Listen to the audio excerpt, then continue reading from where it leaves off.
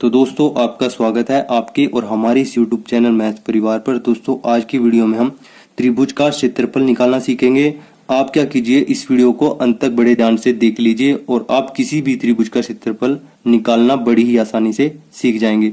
तो चलिए आज की वीडियो को शुरू करते हैं। आप कर दीजिए हमारे इस वीडियो को लाइक, चैनल को सब्सक्राइब।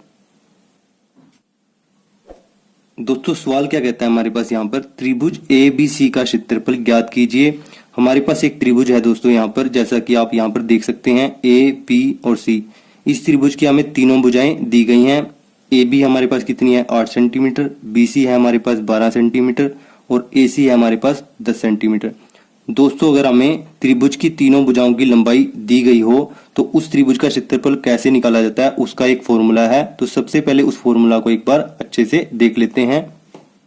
तो दोस्तों फॉर्मूला क्या कहता है हमारे पास यहाँ पर, इस फॉर्मूला का नाम हमारे पास क्या है दोस्तों, हीरोन फॉर्मूला यानी हीरोन सूत्र। ठीक है, इस फॉर्मूला का नाम हीरोन सूत्र क्यों रखा गया है दोस्तों, क्योंकि यह फॉर्मूला हमें हीरोन नाम के एक मैथमेटिशियन यानी गणितज्ञ ने दिया था। ठीक है, हीरोन फॉर्मूला क्या कहता है दोस्तों, अगर हमें कोई त्रिभुज दी गई है और उसकी तीनों भुजाओं की लंबाइयां भी हमारे पास दी गई हों तो उस त्रिभुज का क्षेत्रफल हम कैसे निकाल लेंगे, उसका सूत्र हमारे पास ये है। ठीक है, वर्गमूल में s bracket s minus a bracket बंद ब्रैकेट शुरू s माइनस बी ब्रैकेट बंद ब्रैकेट शुरू s माइनस सी ब्रैकेट बंद। ठीक है, यानी वर्गमूल में s minus a s minus b s minus c. ठीक है, इस फॉर्मूले का उपयोग करके हम उस त्रिभुज का क्षेत्रफल निकाल सकते हैं जिसकी हमें तीनों भुजाएं दी गई हों। ठीक है, जैसे यहाँ पर हमारे पास a b और c तीन भुजाएं हैं, तीनों भुजाओं की लंबाई हमें दी गई है। ठीक है,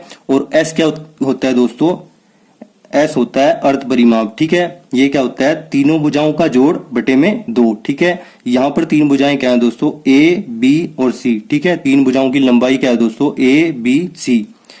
ABC का जोड़ बटे में 2, ये होता है S। ठीक है, फिर हम S को निकाल के इस फॉर्मूला में लगा देते हैं और त्रिभुज का क्षेत्रफल हम बड़ी आसानी से निकाल लेते हैं। आई होप हीरोन सूत्र अब आपको समझ में आ गया होगा। इस सूत्र को लगाकर ही हम जो सवाल में हमें त्रिभुज दी गई है उसका क्षेत्रफल यानी एरिया निकालेंगे। तो चलिए इसको हल करते हैं।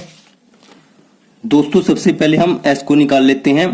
त्रिभुज ABC का क्षेत्रफल क्या होगा दोस्तों, s minus a s minus b s minus c, ये सारा किसके अंदर है, वर्गमूल के अंदर। हमने हीरोन सूत्र को यहाँ पर लिख लिया, इस सूत्र को एज इट इज यहाँ पर लिख लिया। ठीक है, तो सबसे पहले हम क्या करते हैं, s का मान निकाल लेते हैं। ठीक है, s क्या है दोस्तों, a प्लस बी प्लस सी बटे में 2।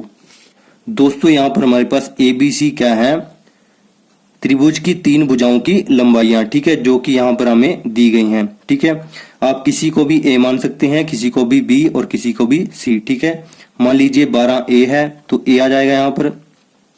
ठीक है, प्लस 10 क्या है, B है तो B आ जाएगा, प्लस 8 क्या है, C है तो C यानी 8 यहां पर आ जाएगा बटे में 2। तो तीनों भुजाओं का जोड़ हमारे पास क्या बन जाएगा दोस्तों, 12 और 10 22 और 8 30, 30 बटे में क्या है, 2 है। 2 से हम 30 को काट देते हैं, 2 एकम 2, 2 पंजे 10।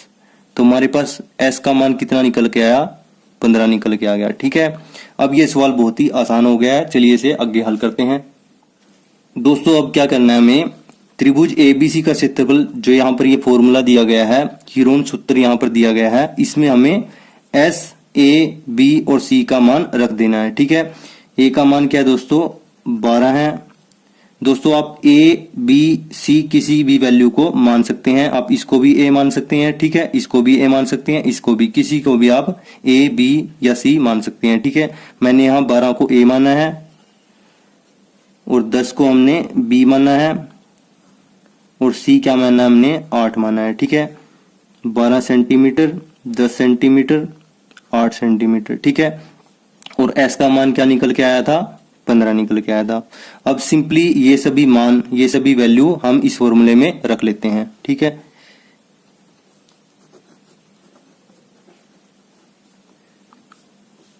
S का मान क्या हमारे पास 15 है, 15, 15 माइनस A 12। ठीक है, ए की जगह हमारे पास क्या आ जाएगा 12 आ जाएगा। फिर आ जाएगा 15 माइनस बी, बी कितना है हमारे पास 10 है। फिर आ जाएगा 15 माइनस सी, सी क्या है हमारे पास 8। ठीक है, पूरे क्या क्या है हमारे पास वर्गमूल है। ठीक है, अब इसको आगे हल कर लेते हैं। त्रिभुज एबीसी का क्षेत्रफल निकालने के लिए ये आ जाएगा हमारे पास 15 है। 15 में से 12 गया हमारे पास आ जाएगा 3। 15 में से 10 गया हमारे पास आ जाएगा 5। 15 में से 8 गया हमारे पास आ जाएगा 7। ठीक है, आई होप यहां तक आपको क्लियर होगा। बहुत ही आसान सवाल है। इसको हम इस प्रकार से भी लिख सकते हैं 15 गुना में 3 गुना में 5 गुना में 7। ठीक है, अब क्या करना है दोस्तों, यहां पर बच्चे अक्सर गलती करते हैं। अब आपको क्या करना है, इन सभी के अभाज्य गुणनखंड निकाल लेने हैं। ठीक है, जैसे हम 15 का अभाज्य गुणनखंड निकालते हैं, 15 के अभाज्य गुणनखंड क्या बनेंगे दोस्तों, 15 को ऐसे लिख लेंगे। सबसे छोटी संख्या जिससे भाग हो सकता है वो 3 है, 3 पंजे 15। ठीक है, और 5 किससे भाग हो सकता है, 5 से, 5 एकम 5। ठीक है, तो 15 के अभाज्य गुणनखंड क्या बने, 3 गुना में 5 गुना में 1। ठीक है, तो इसको हम 15 की जगह लिख देते हैं 3 गुना में 5 गुना में 1। ठीक है, इसी प्रकार से 3 के अभाज्य गुणनखंड क्या बनेंगे, 3 एकम 3। ठीक है, 5 के भी ऐसे, 5 एकम 5, और 7 के भी 7 एकम 7। तो 3 को क्या लिख लेते हैं हम, 3 गुना में 1, और 5 को लिख लेते हैं 5 गुना में 1, और 7 को लिख लेते हैं 7 गुना में 1।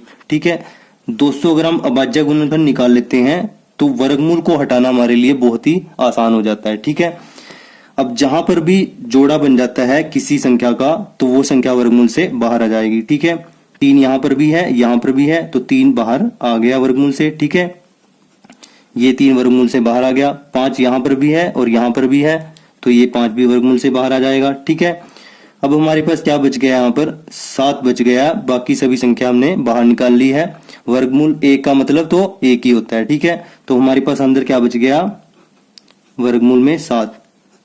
तो इसका उत्तर हमारे पास क्या आ जाएगा, यानी त्रिभुज एबीसी का क्षेत्रफल हमारे पास क्या आ जाएगा, 3 पंजे 15, 15√7, यानी 15 वर्गमूल 7 सेंटीमीटर स्क्वायर। ठीक है दोस्तों, वर्गमूल हमेशा किस में निकल के आता है, सेंटीमीटर स्क्वायर में। ठीक है, क्योंकि यहाँ पर सेंटीमीटर यूनिट था, तो सेंटीमीटर स्क्वायर इसका क्षेत्रफल निकल के आया। ठीक है, तो दोस्तों इस त्रिभुज का क्षेत्रफल हमारे पास कितना निकल के आया, 15 है वर्गमूल 7 सेंटीमीटर स्क्वायर। ठीक है, क्षेत्रफल को हमेशा वर्ग में लिखते हैं। ठीक है, यानी वर्ग सेंटीमीटर।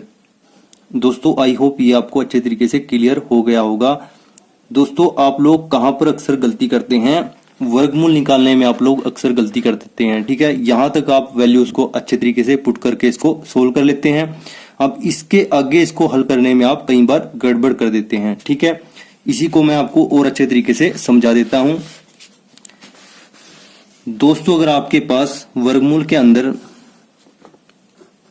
संख्याएं बच जाती हैं 9 गुना में 12 गुना में 16 गुना में 3, तो दोस्तों आप इसको कैसे हल करेंगे, जैसा मैंने आपको पिछले सवाल में आपको बताया है उसी तरीके से हम इसको हल करेंगे। हम क्या करेंगे, 9 का 12 के 16 के और 3 के अभाज्य गुणनखंड निकाल लेंगे। ठीक है, तो 9 के अभाज्य गुणनखंड क्या बनेंगे, 3 तिया 9, 3 एकम 3। दोस्तों अगर आपको अभाज्य गुणनखंड निकालने नहीं आते तो इसकी वीडियो आपको इस वीडियो के डिस्क्रिप्शन बॉक्स में मिल जाएगी, वहां से आप उसे देख सकते हैं और अच्छे तरीके से समझ सकते हैं। ठीक है, 9 के अभाज्य गुणनखंड लिख लेते हैं, 3 गुना में 3, 1 को आप लिखें चाहे ना लिखें एक ही बात है। ठीक है, तो 1 को हम यहां पर रहने देते हैं। ठीक है, अब 12 के अभाज्य गुणनखंड निकाल लेते हैं, 2 छिके 12। अब ये 2 से और भाग हो सकता है, 2 तिये 6, 3 एकम 3। ठीक है, तो 12 के अभाज्य गुणनखंड क्या निकल के आए, 2 गुना में 2 गुना में 3, 1 को हम रहने देते हैं। ठीक है, इसी प्रकार से 16 के गुणनखंड निकाल लेते हैं अभाज्य। 16 लिख लेते हैं। 2 से भाग हो सकता है, 2 अट्ठे 16, 2 चौके 8, 2 दूनी 4 और 2 एकम 2। ठीक है, तो ये गुणनखंड भी लिख लेते हैं यहाँ पर। 2 गुना में 2 कितनी बार है? 2 1 2 3 4, 4 बार है।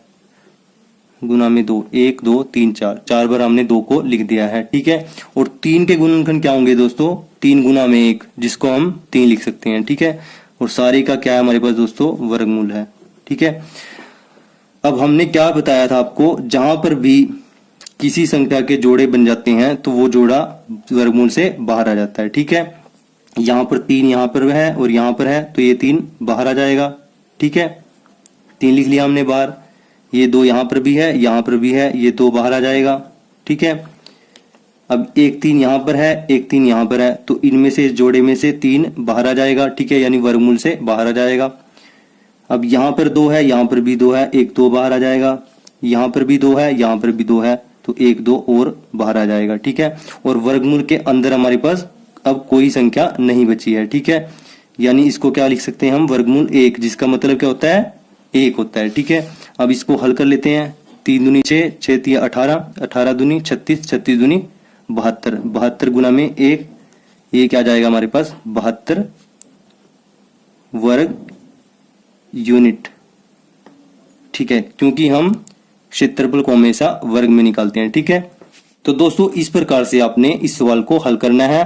वर्गमूल के अंदर जो भी संख्या आती है उसको आप अभाज्य गुणनखंड में बदलेंगे और फिर जो जोड़ा बनेगा उसको वर्गमूल से हम बाहर निकालते जाएंगे। तो इस प्रकार से आप इस सवाल को बड़ी ही आसानी से हल कर पाएंगे। ठीक है दोस्तों, इस सवाल को मैंने आपको बहुत ही बेसिक और आसान तरीके से समझाया है। आई होप ये सवाल आपको अच्छे तरीके से समझ में आ गया होगा। अगर दोस्तों ये सवाल आपको अच्छे तरीके से समझ में आया है, वीडियो आपको अच्छी लगी है, तो वीडियो को लाइक करना, अपने दोस्तों के साथ शेयर करना, चैनल पर नहीं हो तो चैनल को सब्सक्राइब कर लेना। Thanks for watching this video. जय हिंद, जय भारत दोस्तों।